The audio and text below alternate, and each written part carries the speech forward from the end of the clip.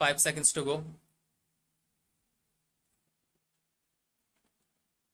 Next, he would contend that the incident took place and the post-mortem was conducted allegedly on 10 March 2005. However, the report is prepared allegedly only on 25 August 2005.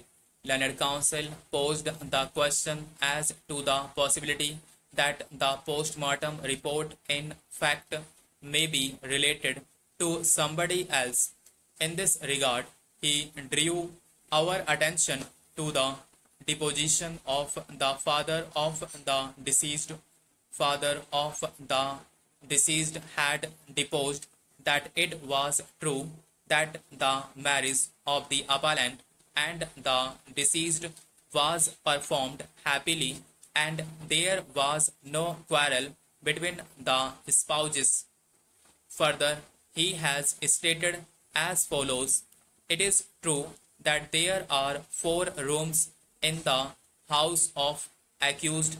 It is true that accused numbers 1 and 4 were using separate bedroom in the house. It is true that within 6 months from the marriage, whenever Sultan visited to my house, she told me that I had performed her marriage in proper house and she is happy in the house of accused. It is true that my daughter was cooperative and helpful natured girl. It is true that when Sultan came to my house for Ramjan festival, that time Sultan told me that I should take her in the house of accused and there is no entertainment in my house. He would further point out that reversing the verdict of the trial court, the High Court has acquitted the appellant as also the other accused of the charge under section 498A of the IPC. This means that the appellant was not found guilty of cruelty under the said provision. It was therefore wholly illogical and not warranted by the evidence to convict the appellant under section 302 of the IPC. The inconsistency between the inquest report and the post-mortem report was highlighted and it was submitted that it has not received due consideration. He would submit that the external injuries which were noted in the inquest Panchanama in respect of swelling of the head, clear mark of rope to neck, injuries to thigh and back are not noted by the doctor in the post-mortem report.